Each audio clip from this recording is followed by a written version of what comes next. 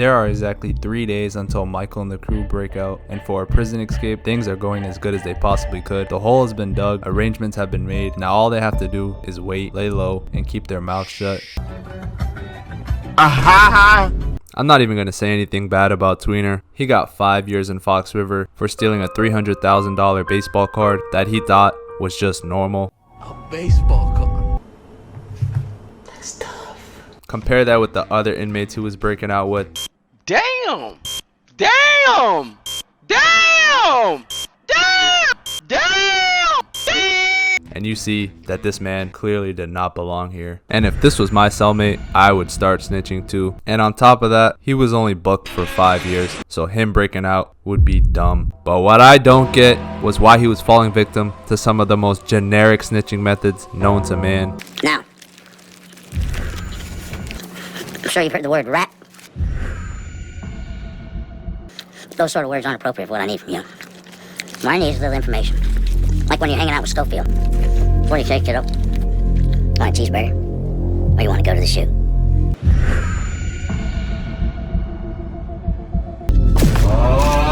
That's my boy. He's giving a bad rap to actual snitches, and because of him, they have to leave tonight. But wait, you're probably asking yourself, if Bellick knows about the escape and found the hole, that should be game over, which would be true if it wasn't for this man. Don't let that cat he carries around fool you. Unc still got it. And the funniest part about this fight is Bellick literally foreshadowed his ass whooping. What the hell is your problem, old head? My problem is young con punks who don't know how things work around here. Construction's a sweet gig. You want to clean toilets? Be my guest. Otherwise, grab a hammer. Alright. Still got some piss and vinegar in those old veins, huh, Charles? I like it. And what makes this scene so much better is that this was Westmoreland's revenge for poisoning his cat Marilyn. Like, actually stop and think about how much of an asshole you have to be to kill a man's cat. Charles Westmoreland was probably the most quiet and out the way character in the entire prison. If he wasn't in Fox River, he'd be spending time with his daughter, liking cute cat videos on Facebook, with lots of cash of course. But inside the walls, the only thing he cared for inside Fox River was his cat Marilyn. And Bellick poisoned him because he wouldn't tell him who killed the guard. Yeah, this whooping had a long time coming. But he does end up suffering a fatal wound to the stomach, but for the time being, he's able to alert the crew about Bellick. So now they have 3 major problems they have to solve before the prison escape tonight. Lincoln's still in his cell, they have no way to get inside the infirmary, and they need peroxide to bleach their prison clothes. Sounds like a lot, but when your goal is to break out of a prison, nothing seems like a lot. So C-Note handles the easy part of taking some peroxide from the kitchen. But of course, nothing is easy in this hell they call Fox River, and he has to fight his former prison gang member. The funny part is, it's not like he did anything to them or betrayed them. He just started hanging out with a different crew. But I will say, if that crew you're hanging out with is an all-white crew and includes Theodore Bagwell, I could see how that would look to an all-black gang. So now C-Note has to fight one of the members in the kitchen. But before he can even get close, he douses his eyes in peroxide. Sergeant Franklin. Sergeant Franklin.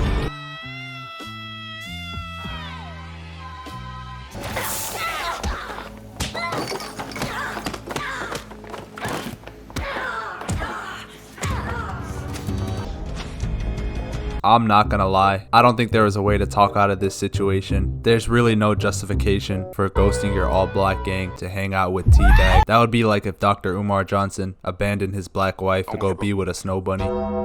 But spitting on him is so crazy. Not even just because of the disrespect, but also my brother in Christ, who are breaking out in a few hours. Relax. Like, you know they're gonna try to get their get back, and you're just adding more fuel to the fire. But for now, mission accomplished.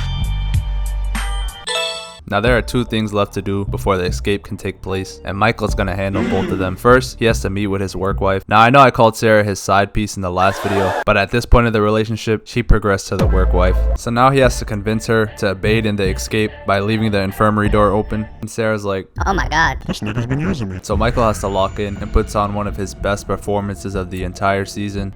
I was part of your plan. Was it all an act? At first, yes. What's he up to, man? What's he doing? I needed to be here. But then I wanted to be here. With you. Right. Boy, if you don't get the fuck out my face. And it's killing me to know that you'll never believe that. Whatever you may think of me,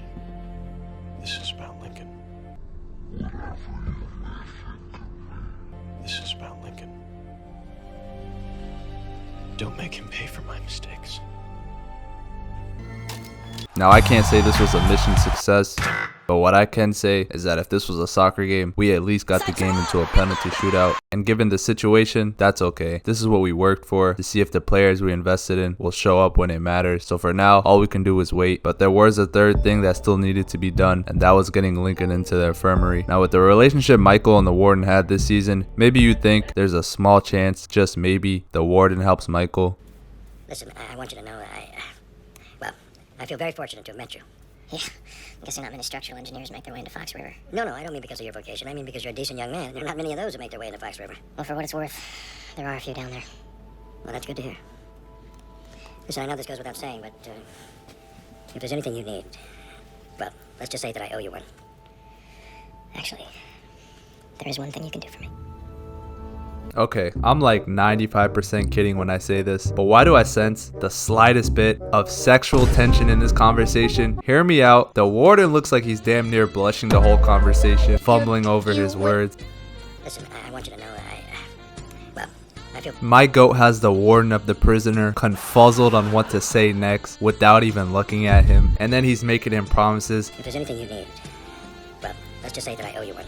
Tighten up, Pope. You got a wife at home. Okay, but seriously, the way they made this scene really makes you think that the warden is going to get Lincoln into the infirmary. Actually, there is one thing you can do for me.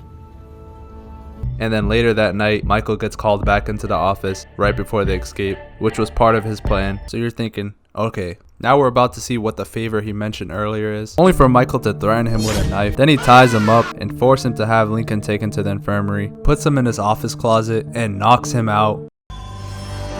That is rough, buddy. Imagine the guy you looked the most highly upon in the entire prison, the guy you were giving special privileges to, the guy that you damn near put your wife's life on the line for, do you dirty like this.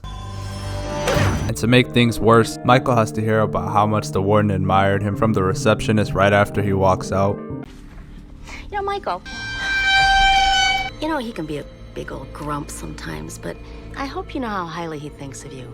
I mean, there's no way he'd get that Taj Mahal done in time for his anniversary without your help. But hey, mission accomplished.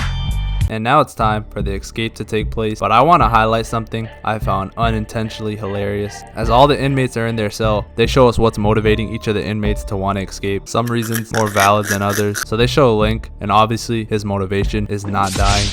Then there's C-Note. He's motivated to see his family, but also not dying. Then there's Tweener, who also doesn't want to die. Then there's Charles, who's motivated by the recent news of his daughter having cancer. But then you got Sucre. Now I get it, love is a powerful thing, but wanting to break out with 16 months left on your bid for your girlfriend is crazy. However, the fact that the person who was going to marry your pregnant girlfriend was your cousin might honestly be a justifiable reason to break out. He didn't call you, did he? Look, I love Fernando to death, but the guy's a deadbeat. You gotta move on with your life. Like, I've heard about a friend taking someone's girl after they got locked up. But your cousin, not just trying to smash, but marry? I actually might break out just to beat his ass too. Then there's Abruzzi and Teabag, both driven by the same thing, revenge. Abruzzi wants Fibonacci dead, and as you will see in season 2, will go to great lengths to make it happen. Kneel only to God. And then Teabag, this guy, I'm gonna be honest here, sometimes his charm and flair It ain't that hot. Not that hot. When this guy woke up this morning, he was white. makes me forget why he's even here in the first place. But then there's scenes like this where you see he's motivated to get revenge on Susan Hollander, his ex that turned him in after figuring out he was a murderer and rapist. I'm gonna get out of here someday, and when I do, don't think I won't remember what your front steps look like. Abruzzi, you had one job and you failed. But now it's time for them to actually escape, and the first thing they do is hide C-Note because he was a wanted man at this point. I want him dead. But after they can't find him, everybody files into the tunnel and they start heading to the infirmary. But then Bellick, who's been tied up in the same tunnel, manages to get the duct tape off his mouth and starts yelling for the guards to help. Now obviously, Teabag, bad. Teabag, very bad. But also, sometimes, just sometimes, Teabag good. Teabag very, very good. Especially in situations like this. Because out of all the inmates, Teabag with a knife to my throat is definitely the most threatening. This nigga is crazy. Like, even though Bellick listened to him, I'm surprised he didn't kill him right there. Especially with the stuff he said to him in the riot. You really let me down, that's hard to do because I don't expect much from the inbred child of a retard. That's right, Diddy. I read your psych records about how your daddy raped his mongoloid sister and then 9 months later, little Teddy pops out. And now, after setting off the fire alarm, sedating one of the psych workers, and knocking out a guard, they are right outside the infirmary door and have Lincoln, but now Gotham is relying on one confused white woman to save the inmates.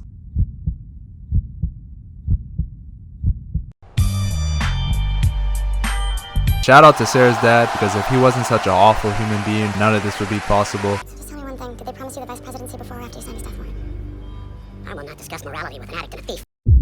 You enjoy that vice presidency, big bro. And now one last thing has to be done before they can escape. They have to rip the railing off the window. And Tweener, of all people, is the one to step up and take the elevator down a floor. All Michael did was show him a little compassion, and he was down for the cause. And thanks to him, they ripped the railing clean off. But you have to remember, this is Fox River State Penitentiary. Nothing goes as planned. And during this whole escape, we see that they've been tracked. And no, I didn't put a filter on the screen. Michael Myers is actually inside of Fox River.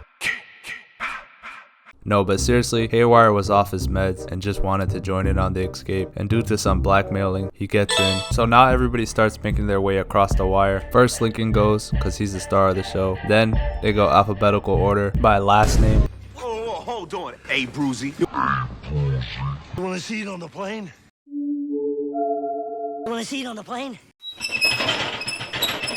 Then Sucre goes next, but out of nowhere, Charles collapses inside the infirmary due to his stomach wound. And it's clear, Unk's not making it, but he does tell Michael about where he stored his money. And notice how he's only making direct eye contact with Michael. He does not want the rest of the inmates to get the money. But yeah, RIP to DB Cooper. You died without the outside world ever figuring out your identity. So then Haywire, Tweener, Teabag, and C-Note all make it across safely. So it's just Michael and Sucre's cousin. And I am not fast shaming, but looking at his frame, I'm not sure he's gonna make it across. But he does the most selfless thing in the entire episode. No. Come on, I better go last. Now he could have said that for other reasons, like a fear of heights, but regardless, that is just great awareness. But as soon as Michael starts climbing, the alarms go off. And all that selflessness goes out the window, literally, because he attempts to climb the cable with Michael still on it, so obviously it snaps. And the funniest part to me, they didn't try to build any tension with him climbing across. They said, the second this man puts his weight on that cable, it is going to give. That is hilarious. And what's even crazier is that he falls back first onto straight concrete, unfazed, but then he gets captured. Michael, on the other hand, makes it across, but the prison is fully aware of their escape and has alerted the authorities. So just using GTA logic, they are now in a 5-star police chase with a fully bloodlusted Brad Bellick and a warden who just got dumped by Michael. But all they have to do is get to the airfield, but by they, that doesn't include everyone. Lincoln and Abruzzi trick Haywire into getting out the car to get the keys. Whole time, Lincoln had the keys. John, where are the keys? What? The keys, where? I told you, the garbage can by the trees in a plastic bag. What are you waiting for? 3, 2, 1, and scammer get scammed, buddy. Then the next person they try to get rid of is Teabag, but before they can even make a move, Teabag handcuffs himself to Michael and eats the key. Then the car that they're driving gets stuck in the mud after trying to take a detour, so Michael uses this as an opportunity to tell Tweener to kick rocks. And Tweener has to be the most unintentionally funny escapee just based off his body language. He just stares at Michael as he slowly fades into the darkness. And I can just imagine his exact thoughts, like, damn, for real, yo, why you gotta be like that though? Brother, this is Prison Break. If you don't take your dramatic black ass sitcom self on somewhere. But now the rest of the crew has to reach the airfield by feet, which would have been a lot easier if Michael and Teabag weren't stuck playing chain together during a prison escape. So they ambush Teabag and try to cut his cuffs off with pliers, which doesn't work. But out of nowhere, with one clean swing, Abruzzi cuts Teabag's hand clean off. That shit was so brutal that Abruzzi put us into that transition they always spam. But this time, They had T-Bag screaming over it. Shit, I might have to add that to my playlist. Then after that, they just leave him there to die. But obviously, this is Theodore Bagwell. He has the survivability of a cockroach. He takes off running into the woods. So now the 5 inmates make a last-ditch effort to the airfield. But hearing the sirens, the plane takes off without them. I'm not gonna lie, seeing the plane that guaranteed your freedom fly right over the top of your heads as police cars converge on you after you just broke out of a prison is a level of hopelessness and rage I hope to never experience in life. But yeah, that's how the season ends, with them running into the darkness. Puñeta! Now I got 2 things to say, really 3. First, thank y'all for the support on the last video, it means a lot. Secondly, if you could so kindly follow my new Instagram for this channel and my TikTok if you haven't already. And third, but most importantly, Netflix, tighten yo shit up. It goes when we say it goes. Also, I'll be making a season 2 video next. Now will I make a season 3 video? Most likely, but I'm gonna need a break from this show after season 2. I go to bed every night with PTSD from that transition. But yeah, thank you guys.